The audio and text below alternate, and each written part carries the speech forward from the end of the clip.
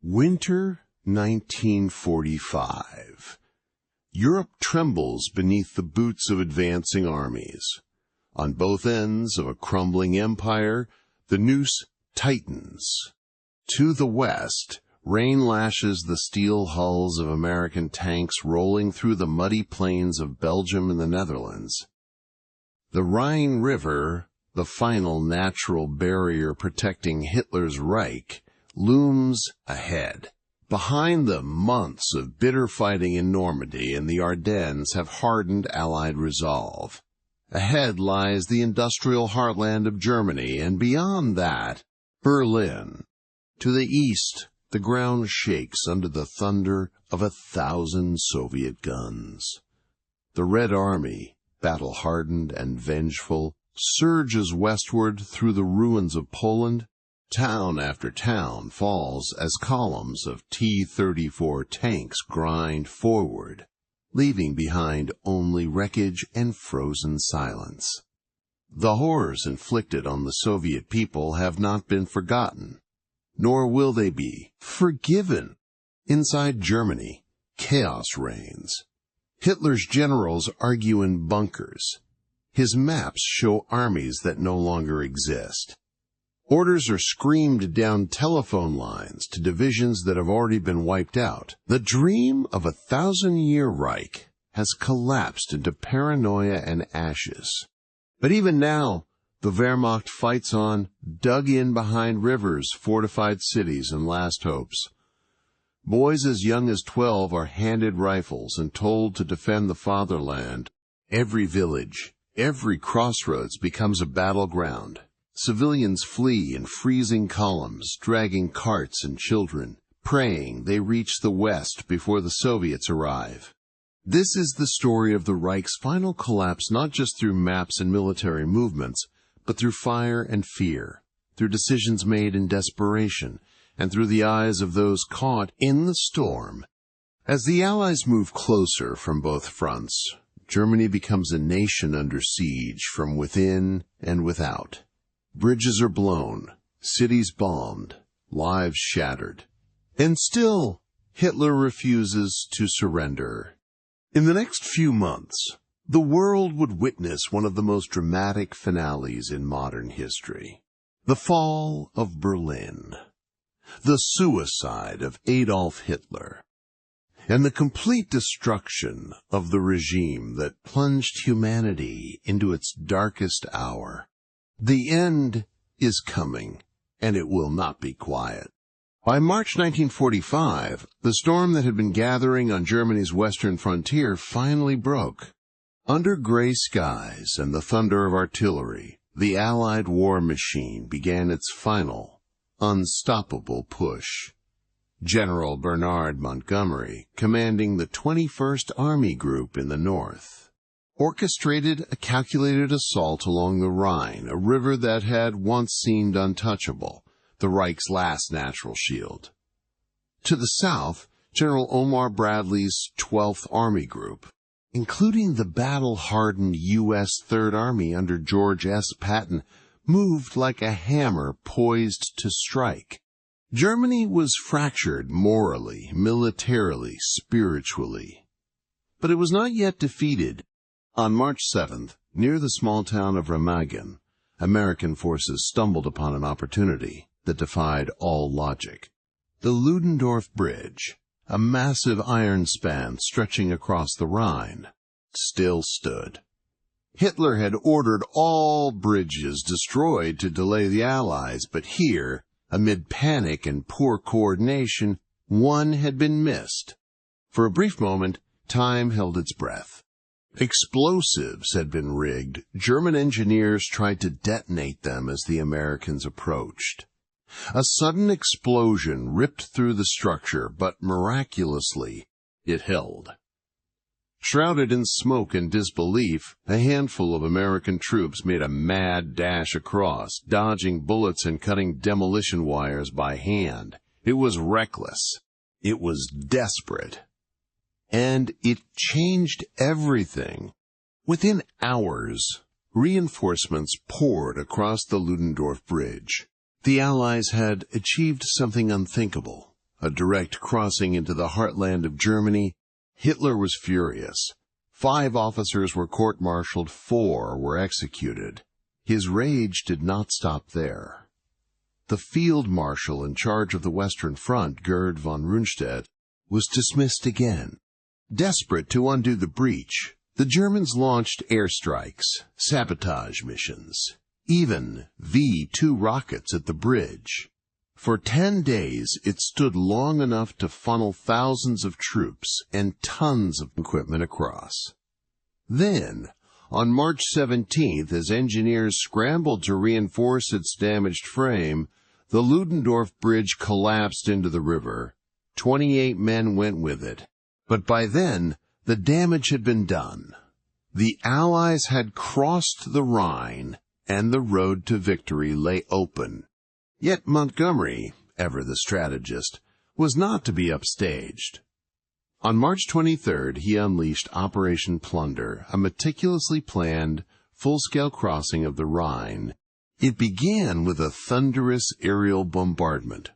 RAF bombers flattened the town of Wesel, turning the eastern bank into a hellscape. Then, in the dead of night, British commandos surged across the river in amphibious vehicles. The defenses were thin, the surprise total, but Montgomery was not finished. The next day, Operation Varsity began the largest airborne assault of the entire war. Over 17,000 British and American paratroopers descended from the skies in waves of gliders and transport planes. It was chaos. Anti-aircraft fire lit up the sky, wings were sheared off mid-flight, men landed under fire, scattered bleeding, lost. More than half the gliders were destroyed or damaged before touching ground, and still, the paratroopers pushed forward, linking up with Montgomery's advancing ground forces by nightfall. It was a triumph of coordination and brutality. The Rhine, the ancient barrier to Germany's west, was no longer a line of defense. It was a memory, and the Allies were no longer knocking at Germany's door. They were inside the house. Further south, Patton, impatient, brilliant, and always audacious, had already made his move. Without waiting for orders, he launched his forces across the Rhine near Oppenheim.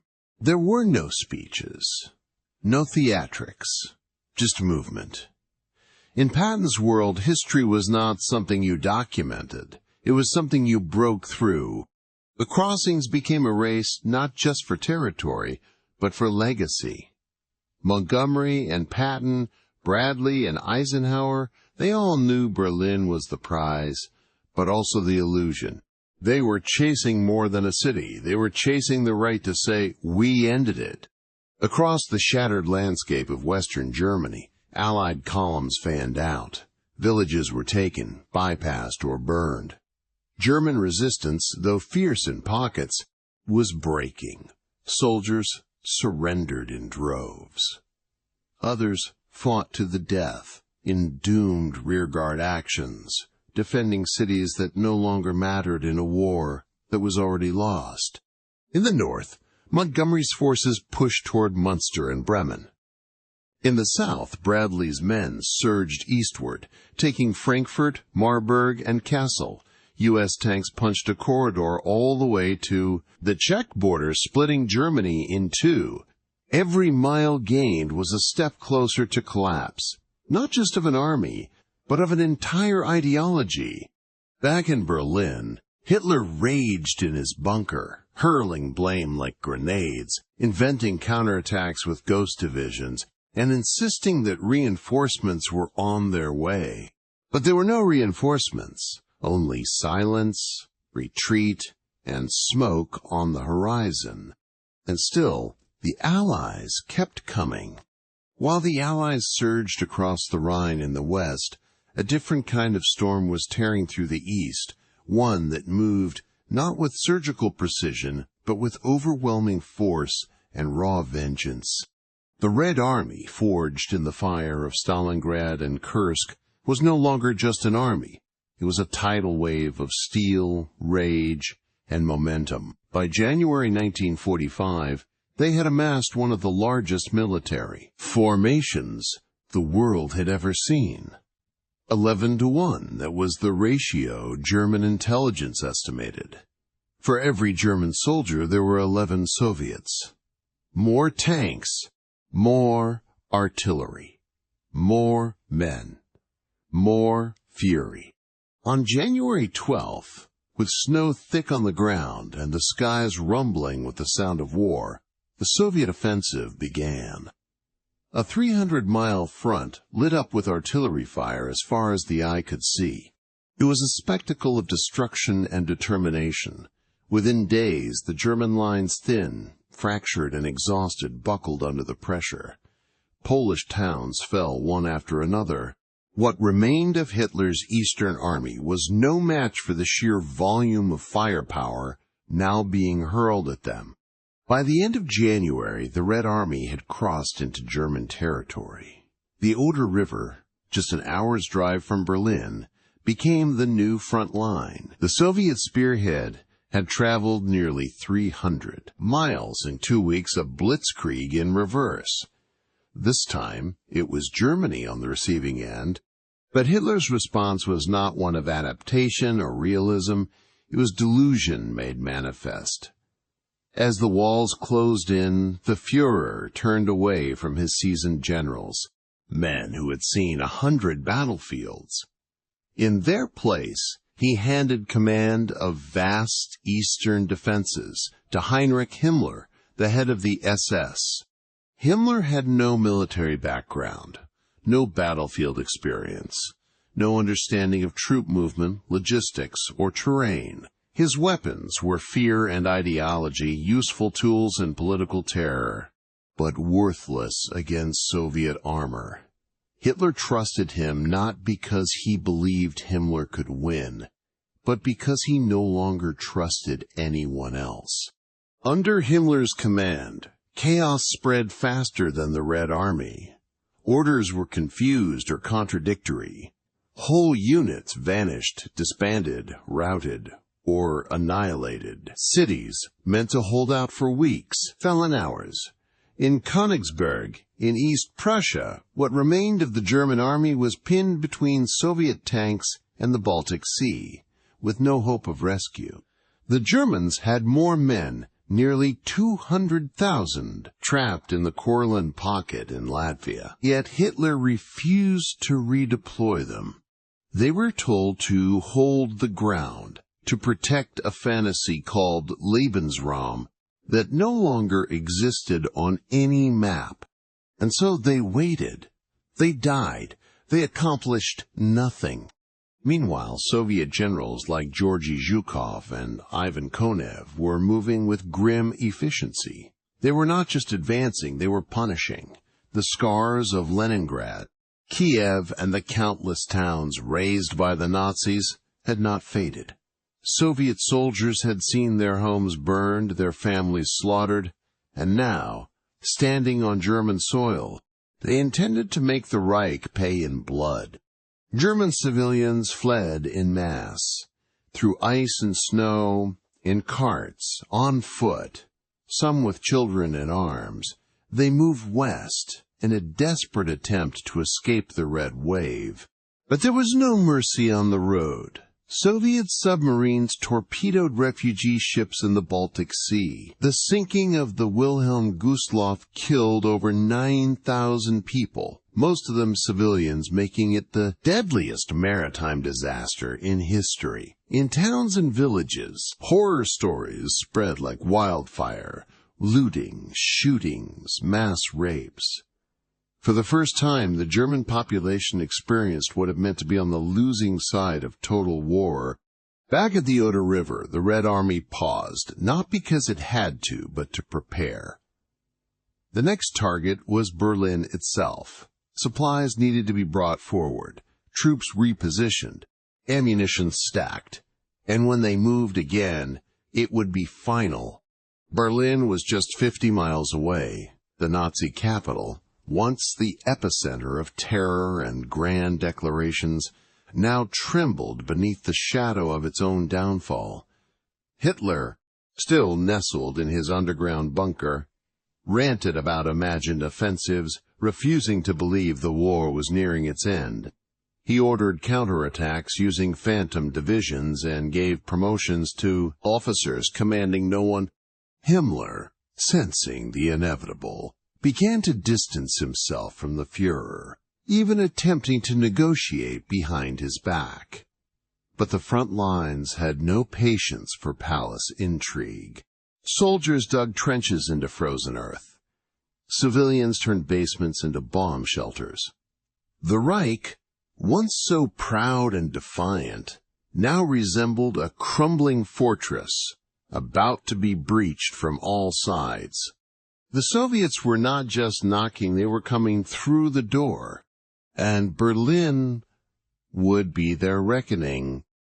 As Berlin braced for its reckoning and Allied forces carved through Germany from both directions, one decision by Hitler revealed just how far removed he had become from the realities of war.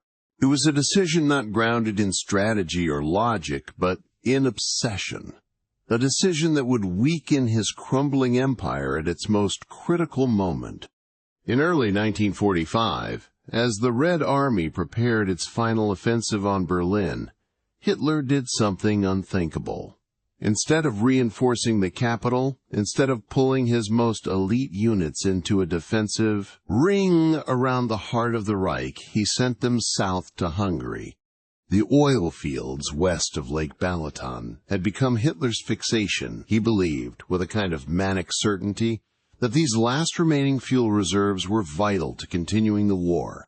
Without oil, the tanks would not run, the planes would not fly, and Germany's few remaining mobile divisions would be reduced to statues.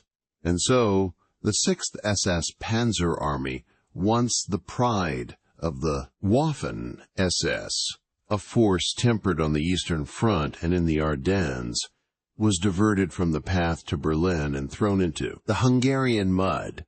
It was a costly illusion. The Soviets were already pressing hard in the region, and they knew what was at stake. Oil meant mobility, and mobility meant resistance.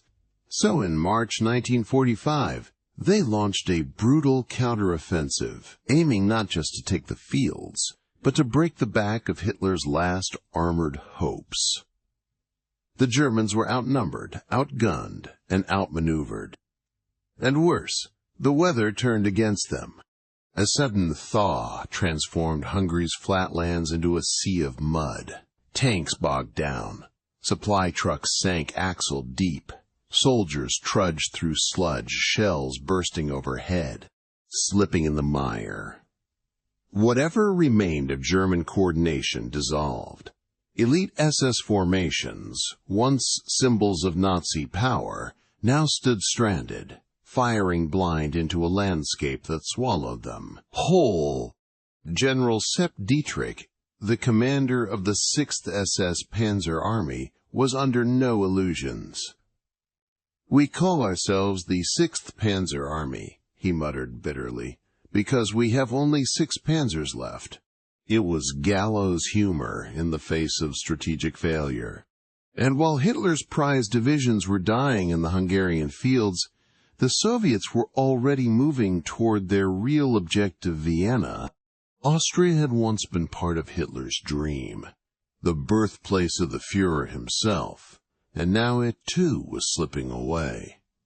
Soviet troops, fresh from victories in Poland and Slovakia, surged through the countryside, flanking weakened German positions and moving in from the east and south.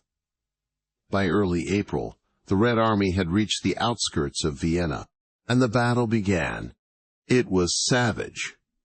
House to house, street to street. The German defenders fought with desperation, but lacked the numbers, the fuel, the ammunition, and above all, the hope.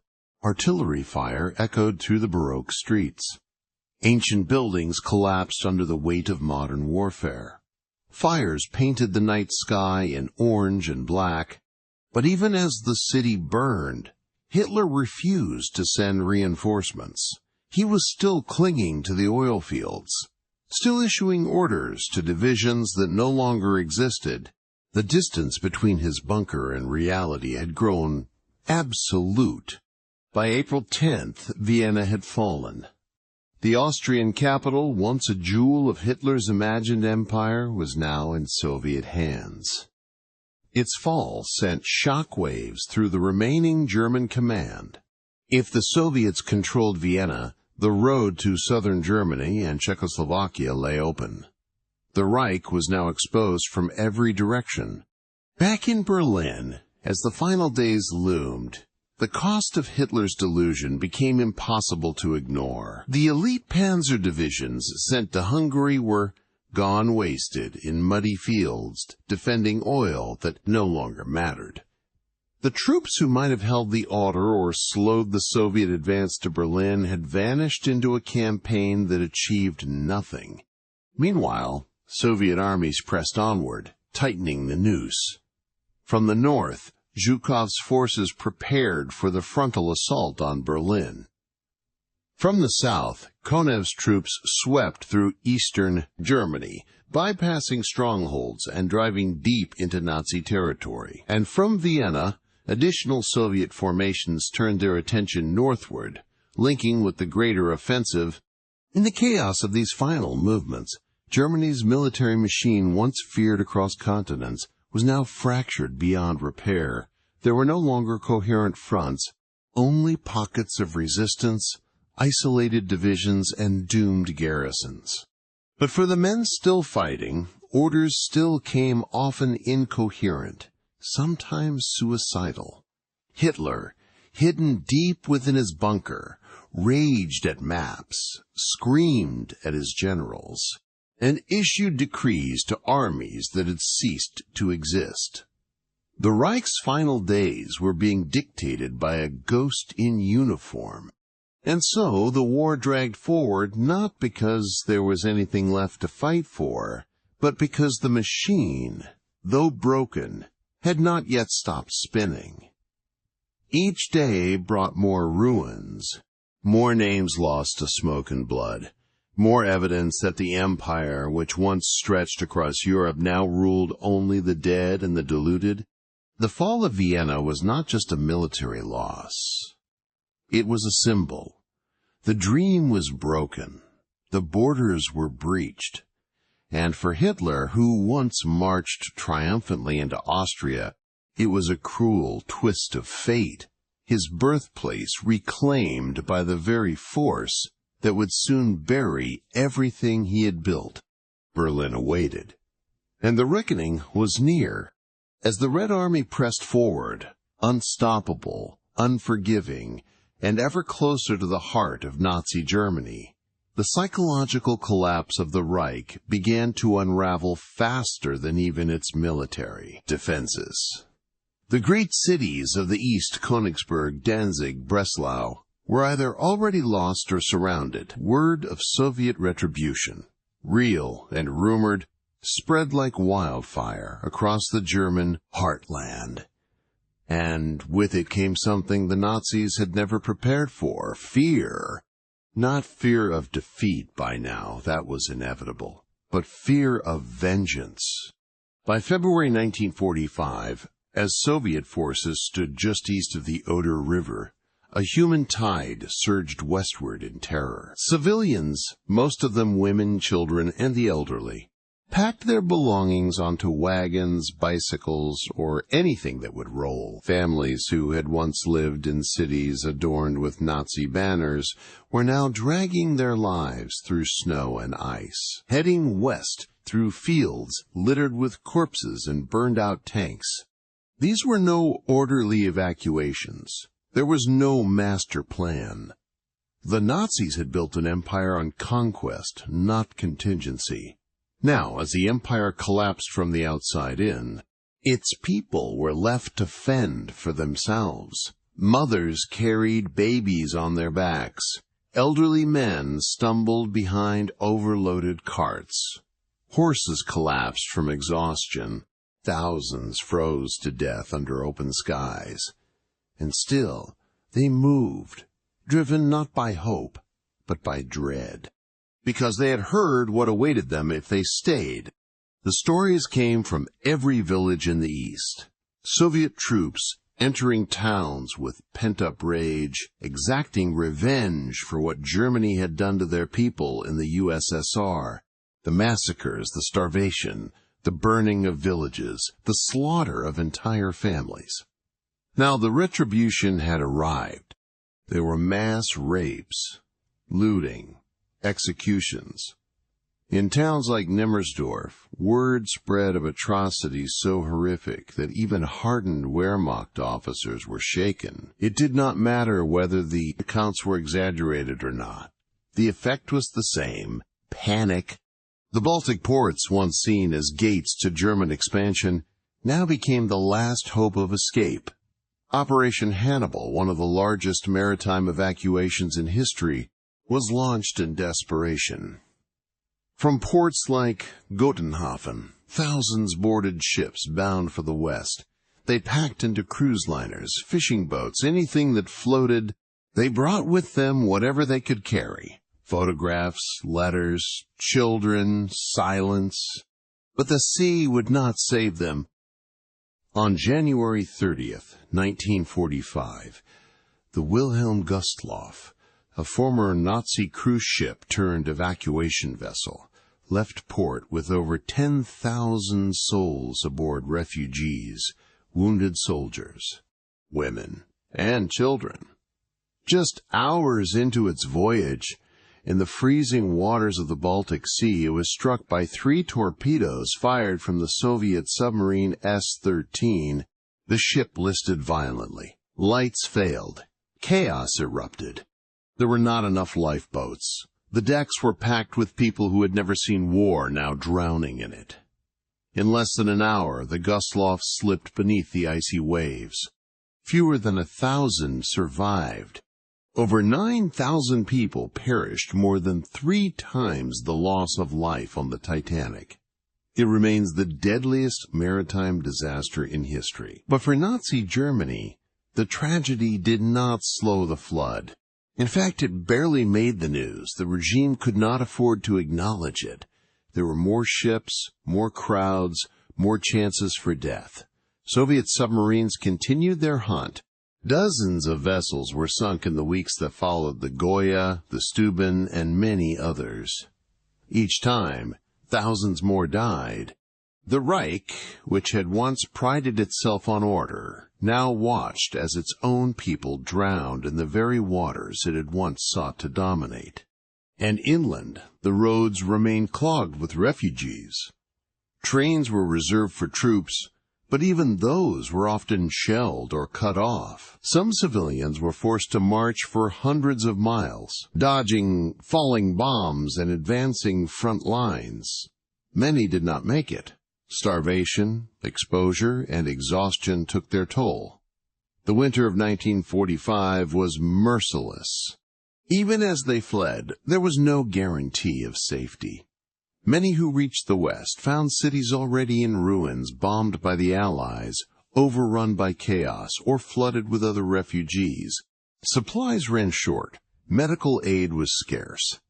German civilians now lived the same fate they had once inflicted on others: dislocation, hunger, terror. Behind them, their homes were gone, not just physically, but culturally, spiritually. The eastern provinces of Germany, East Prussia, Silesia, Pomerania, were being erased from the map. These were not temporary setbacks. These were endings. The Nazi regime had promised its people 1,000 years of glory. What they got instead was a trail of broken lives across frozen ground, a legacy of suffering, and a nation shattered from within.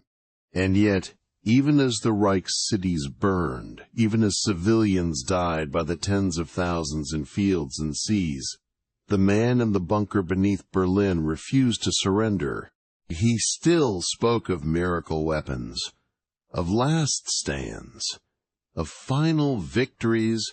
But for the millions fleeing west, there were no miracles, only the sound of artillery growing louder in the east and the cold wind from the sea behind them.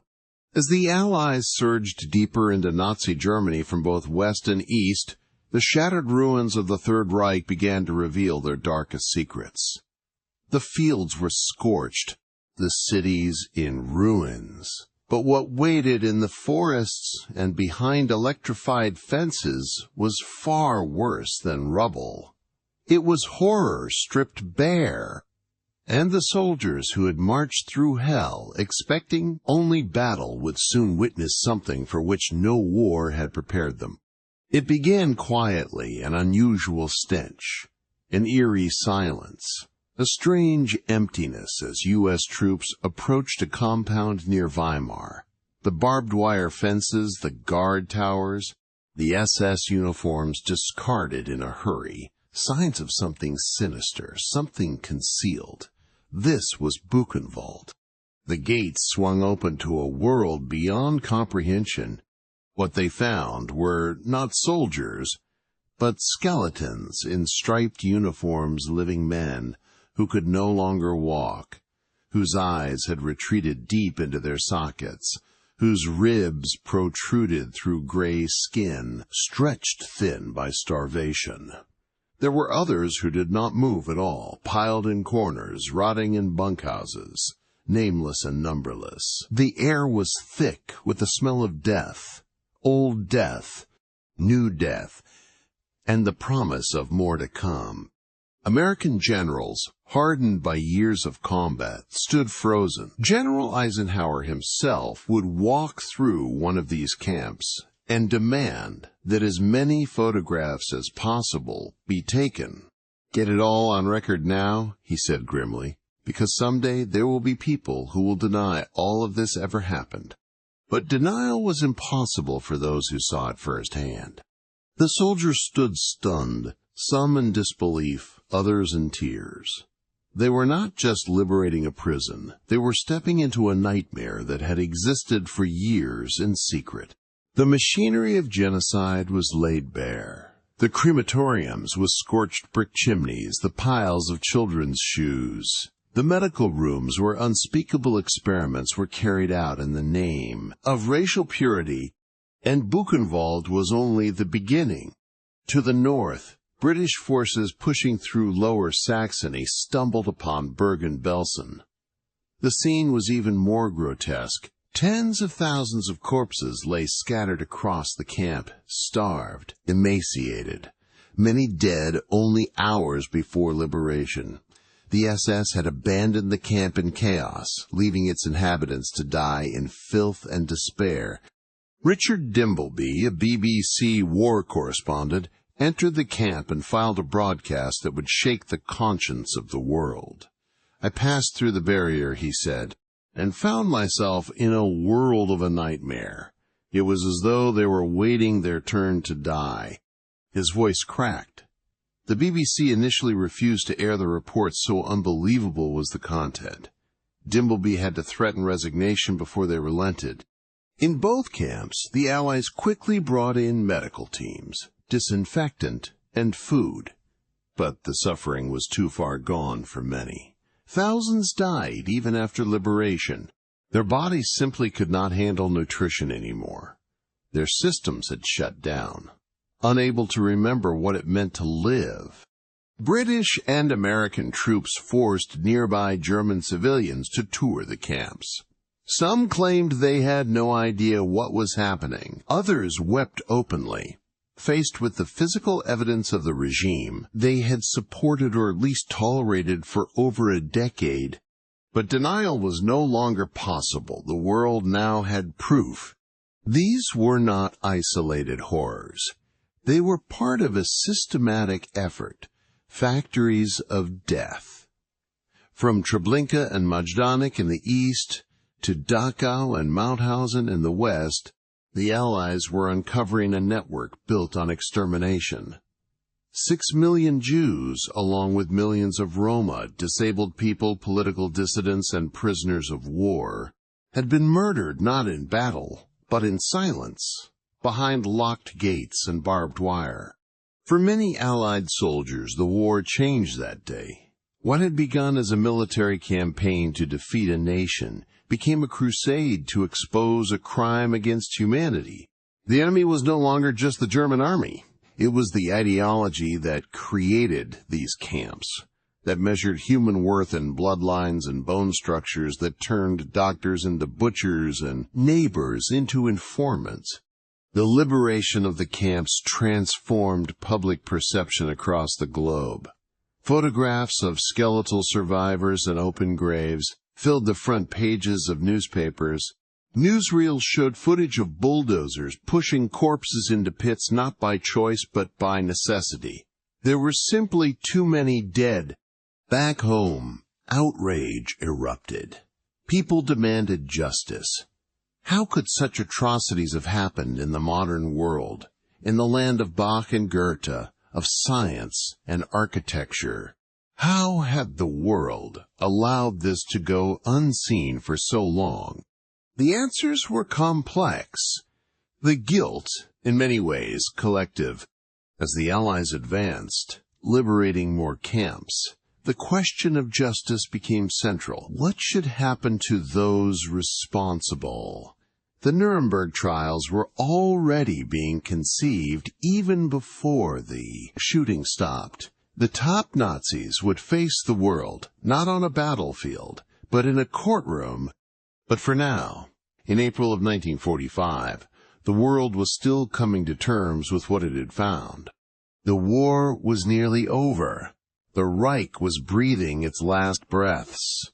But the liberation of the camps was not a moment of triumph. It was a revelation, a mirror held up to humanity's darkest capacity. It showed what happens when hate is allowed to govern, when fear is weaponized, when ordinary men are taught to believe that other men are vermin. It showed us what never again would have to mean.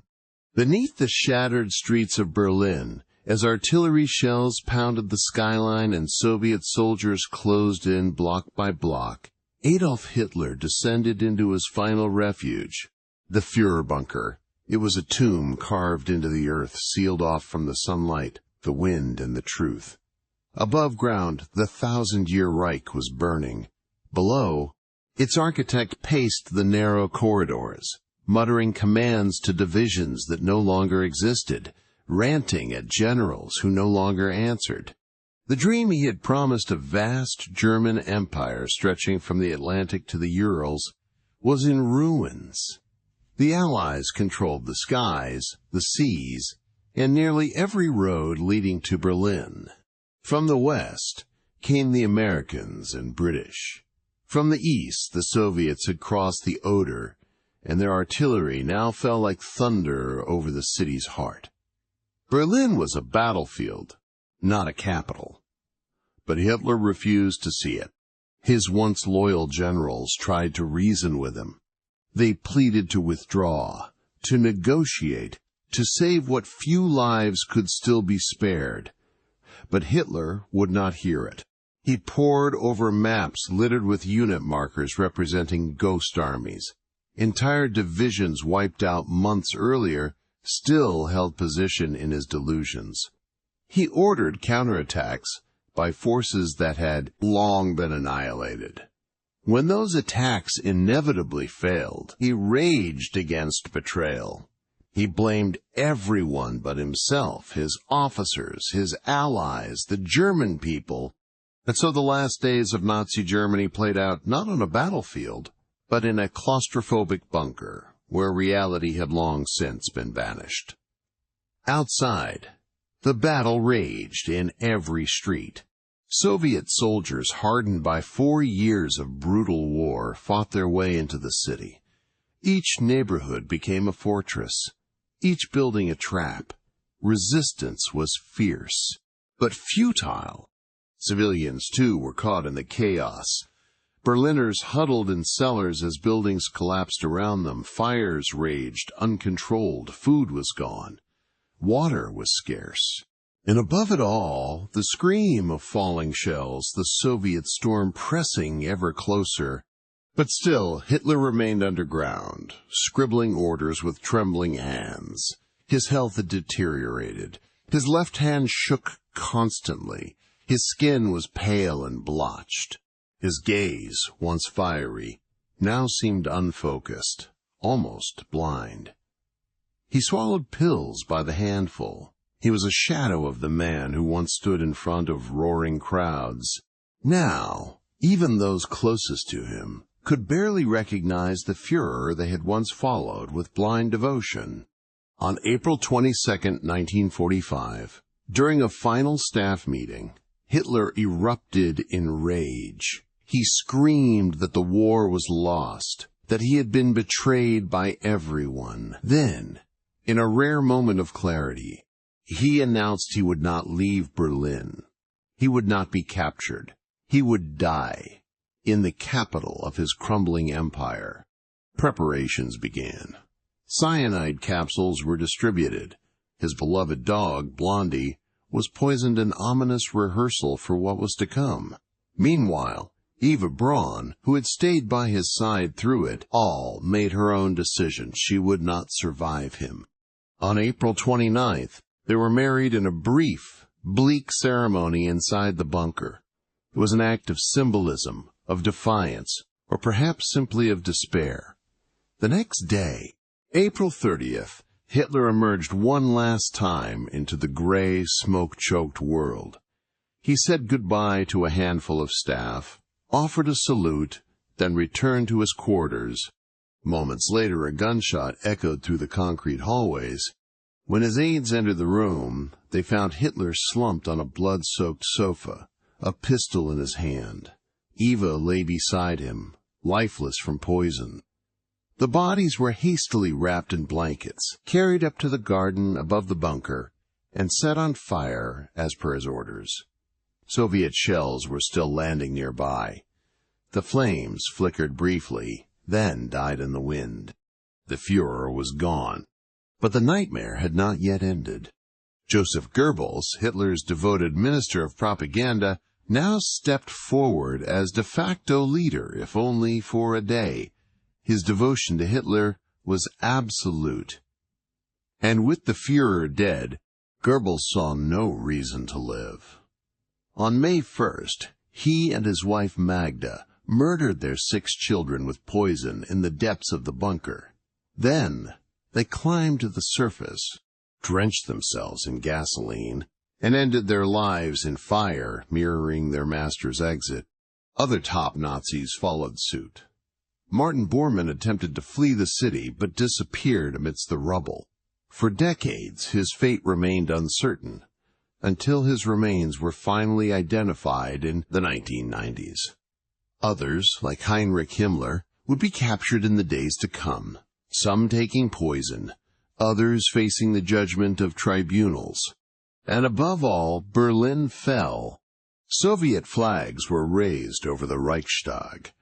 The streets fell silent. The once mighty capital of the Nazi Empire was now a graveyard of dreams and ash. On May 2nd, the remaining German forces in the city surrendered. The battle for Berlin was over. The war itself would drag on for a few more days as fragments of the Wehrmacht tried to negotiate terms or resist in isolated pockets. But the heart of Nazi Germany had stopped beating. The Führerbunker, the epicenter of a regime that once dominated Europe, was now little more than a scorched, buried relic. Its rooms would later be flooded, sealed, and forgotten. No memorial would mark the spot, no monument would honor those who died within.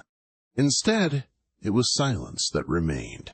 And for those who survived, soldiers, civilians, victims, the question now was how to live in a world rebuilt from such ruins. Hitler was dead. But the damage he had inflicted on nations, on families, on history itself, would echo for generations to come. This was not just the fall of a man. It was the collapse of an ideology, a reckoning with the cost of hatred, of blind obedience, of dreams built on cruelty.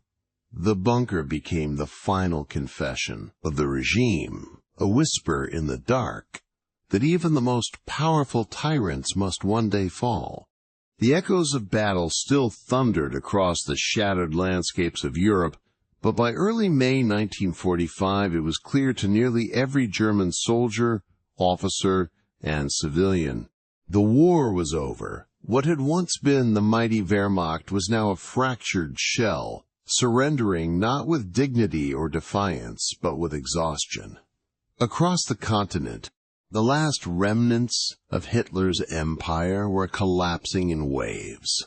A slow-motion implosion of a regime that had promised the world and delivered only ruin.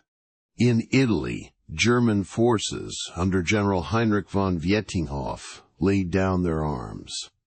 There were no heroic speeches, no desperate final stands, just the cold acceptance of defeat. The spring offensive by the Allies had shattered German defenses across the Apennines. The Wehrmacht's front line in the south, already thinned by years of attrition, had no strength left to hold. On April 29th, an unconditional surrender was signed, taking effect on May 2nd. It was the first formal surrender of Nazi troops in Europe, a signal that the Reich's final hour had truly arrived. In the north, Montgomery's British 21st Army Group and the Canadian First Army moved rapidly across the Netherlands and northern Germany. Cities fell with barely a fight. On May 4th, at Lüneburg Heath, just south of Hamburg, Admiral Hans-Georg von Friedeburg, the new head of the German Navy, surrendered all German forces in northwest Germany, Denmark, and the Netherlands to Field Marshal Montgomery. It was a moment of quiet, grim significance. The man who represented the Reich knew he was not negotiating, not leveraging, not salvaging. He was simply capitulating. Back in Berlin, the Soviet flag fluttered above the Reichstag. The streets were silent, littered with rubble, spent shell casings, and the smell of death. The last fanatics had been crushed, their resistance meaningless in the face of overwhelming Soviet firepower. Inside the broken city, the Red Army moved methodically, securing sectors, cataloging destruction, and searching for remnants of the Nazi hierarchy. Hitler was dead. Goebbels was dead. Himmler was on the run. Now, only surrender remained. But there was confusion who had the authority to end it all. The nominal successor to Hitler, Grand Admiral Karl Donitz, had set up a provisional government in Flensburg near the Danish border. From this remote corner of Germany, Donitz hoped to negotiate terms, perhaps to save German troops from Soviet captivity or to gain better conditions for civilians. But the Allies had been crystal clear since the Casablanca Conference in 1943. Only unconditional surrender would be accepted. On May 6th, General Alfred Jodl, Chief of Operations for the German High Command, arrived at the Supreme Headquarters Allied Expeditionary Force, SHAEF, in Reims, France. He tried to plead with Eisenhower's representatives, suggesting a limited surrender only to the Western Allies. It was a desperate gamble meant to prevent German forces from falling into Soviet hands. But General Eisenhower was unmoved. He gave Jodl an ultimatum: sign the unconditional surrender document by the next day, or face the complete destruction of what remained of Germany's military forces. Cornered, stripped of all leverage, Jodl signed.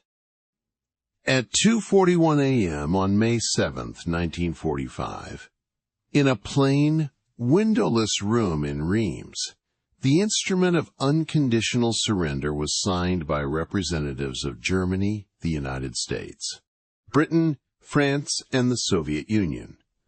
The document stated that all hostilities would cease by 23:01 Central European Time on May 8th. It was done. The war in Europe was officially over, or so the West believed.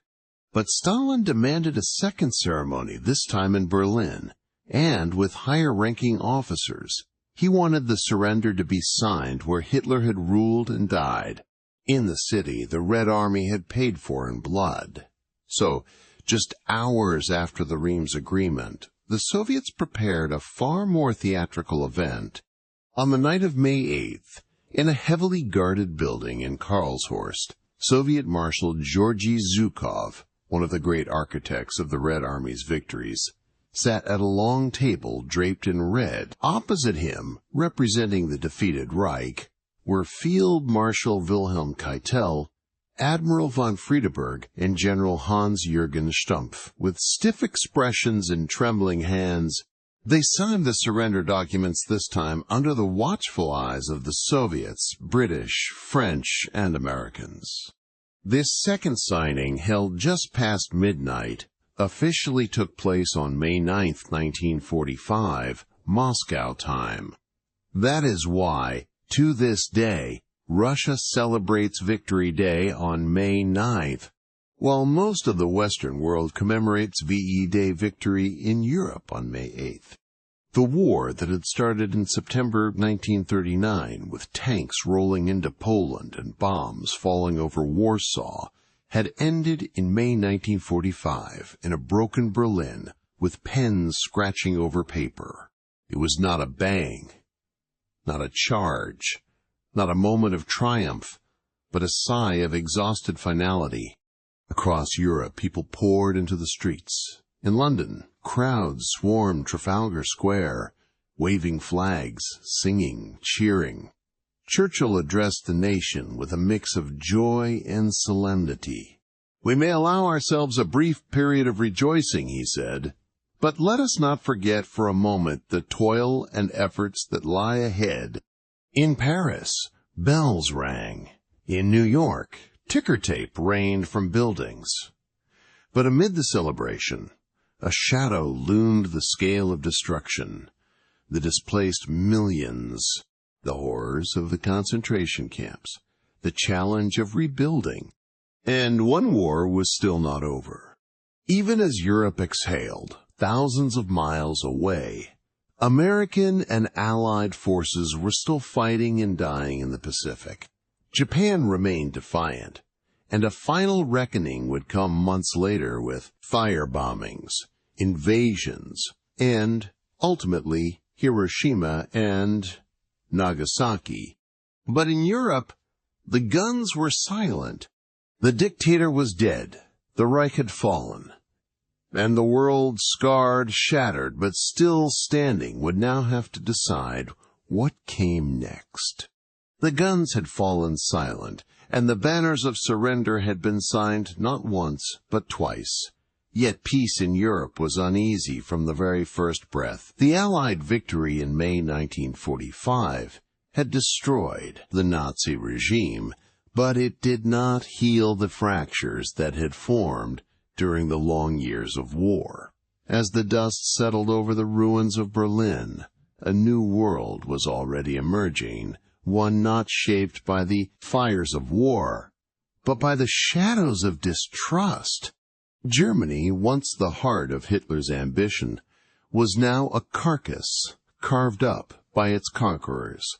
At the Yalta and Potsdam conferences, the Allies had agreed to divide both Germany and its ruined capital into 4 zones of occupation, each controlled by one of the major Allied powers, the United States, the United Kingdom, the Soviet Union, and France. Berlin, though entirely within the Soviet-controlled zone, was likewise split into 4 sectors. What had once been a unified empire was now a patchwork of competing interests. At first, the occupation was about stabilization, disarming German forces, denazifying institutions, feeding a starving population, and rebuilding devastated cities. But beneath the surface, the ideological fault lines between East and West were widening. The Soviet Union, having paid an immense human cost to reach Berlin, saw itself as entitled not just to territory, but to influence.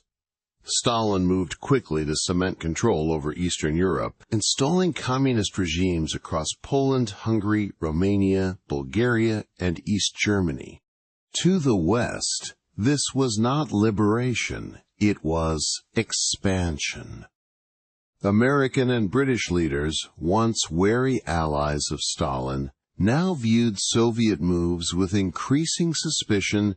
Berlin, with its divided sectors and strategic location, became the first front line of a new kind of conflict, one without declared battles, but with spies, blockades, propaganda, and threats of annihilation. In 1948, just 3 years after the victory in Europe, the Soviets blockaded West Berlin, attempting to starve the Western Allies out of the city. In response, the United States and Britain launched the Berlin Airlift, an astonishing logistical effort that flew in over 2.3 million tons of food, fuel, and supplies to sustain the city's western half for nearly a year. It was a powerful demonstration of resolve, and the blockade eventually failed. But the division of Berlin had now become permanent. East and West Germany were formally established in 1949. The Federal Republic of Germany, West Germany, aligned itself with the United States and its allies. The German Democratic Republic East. Germany fell firmly under Soviet control. The Iron Curtain had descended not just over Europe, but across German soil. And so, from the ashes of World War II, a new confrontation emerged: the Cold War. It would last nearly half a century, pitting two superpowers and their allies against one another in a global contest of ideology, influence, and military might. There would be no more D-Days or blitzkriegs, but there would be proxy wars, nuclear arms races, and a constant threat of mutual destruction.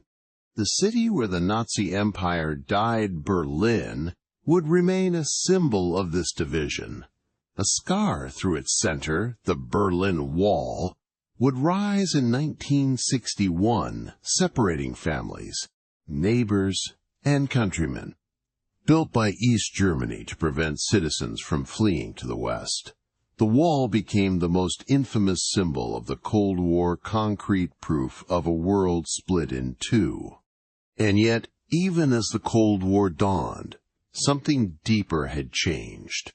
The horrors uncovered in places like Auschwitz, Buchenwald, and Bergen-Belsen forced the world to confront the depths of human cruelty. The Nuremberg trials, held in the late 1940s, put Nazi leaders on trial for crimes against humanity. For the first time in history, the world declared that certain atrocities would never again be tolerated, not by states, not by soldiers, not by silence. Germany itself, shattered and humbled, would eventually rise again, not as a militarized empire, but as a symbol of reconstruction and reconciliation. The post-war years would bring economic miracles, democratic reforms, and, decades later, reunification. But in 1945, as the flags of the victors flew over a ruined Europe, the future was far from certain. What was clear, however, was that the world would never be the same. The end of World War II had not brought peace. It had merely ended one chapter and begun another. The final collapse of Nazi Germany was not just the end of a war. It was the end of a delusion, the myth of racial supremacy, of totalitarian strength, of imperial destiny. The millions who died, the cities burned, the families torn apart, none of it could ever be undone. But from that devastation emerged a lesson written in blood and stone. Power without justice breeds ruin. Hatred allowed to govern will consume even its masters.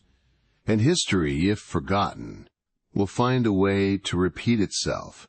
So as the flags waved and the parades marched, the world looked forward with hope, but also with caution. Because the war had ended, yes, but peace would be a battle all its own.